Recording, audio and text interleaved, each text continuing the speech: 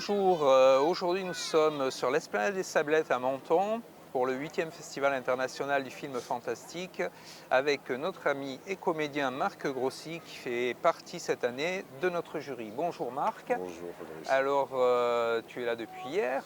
Ouais, Ta première impression depuis ton arrivée? très bel accueil, belle organisation, un très bel hôtel, j'ai une vue sur la mer.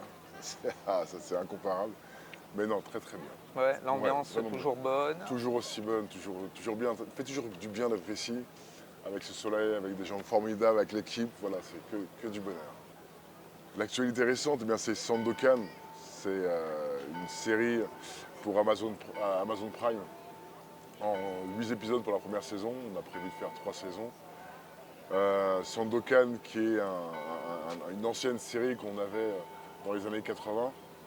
Le premier épisode était diffusé en 79 et c'était une série que je regardais, que je voulais être avec eux, je voulais être un pirate avec eux. Et voilà, on a fait ce remake-là avec un acteur turc qui s'appelle Can Yaman, qui fait une belle carrière en Turquie et aussi en Italie et qui voulait toucher le marché international. Donc, on a beaucoup d'acteurs de l'international comme John Hanna, comme Ed Westwick, comme Alana Babour, comme Alessandro Pezziosi, qui est un grand acteur italien, et Can Yaman, l'acteur principal.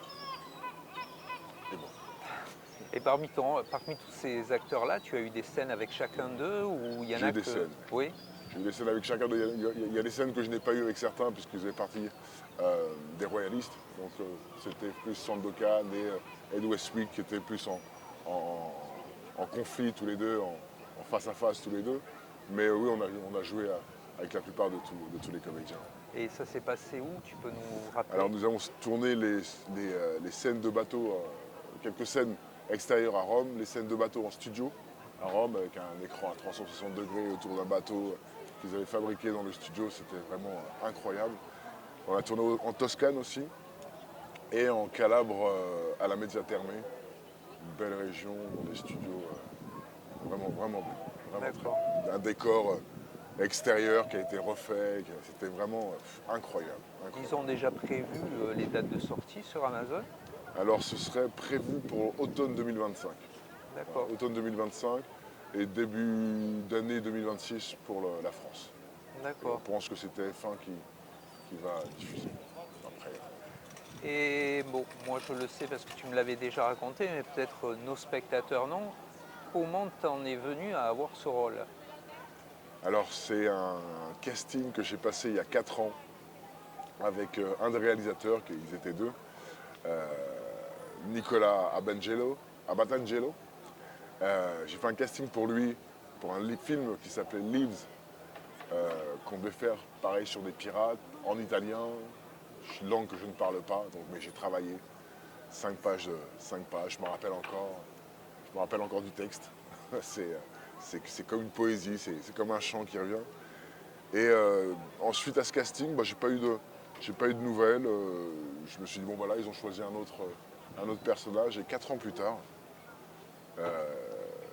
Armando Pizzuti, qui est le directeur de casting, est venu à appeler mon agent pour me proposer le rôle de Sarkar. Parce qu'auparavant, il avait eu un rendez-vous avec ce réalisateur, Nicolas, et il s'était dit que pour le rôle de Sarkar, il voyait bien Marc, suite au casting que j'avais passé il y a 4 ans. Donc, je suis resté dans son esprit quelque part pendant 4 ans et il a eu l'opportunité de me donner un rôle, de m'offrir un rôle qui me correspond, ce rôle de Sarkar qui est le bras droit de Sandokan et qui est... Voilà, c'est incroyable. Moi, c'est mon rêve d'enfant d'incarner un pirate aux côtés de Sandokan, c'est mon rêve d'enfant qui devient réalité. Vraiment. Bravo. Merci.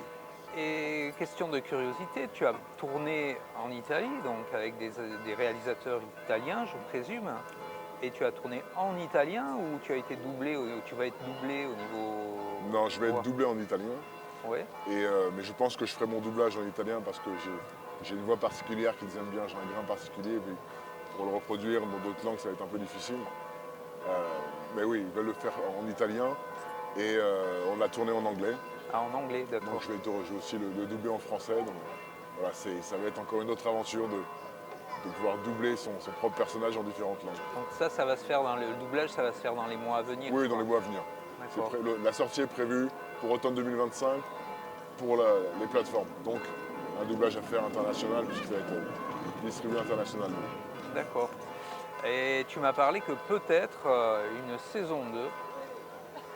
Nous attendons, elles ont été signées.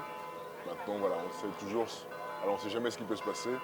Mais voilà, la saison 2 serait prévue pour la même période, comme on a tourné du mois d'avril jusqu'au mois d'août, pour garder voilà, le soleil, garder voilà, le côté exotique de la série.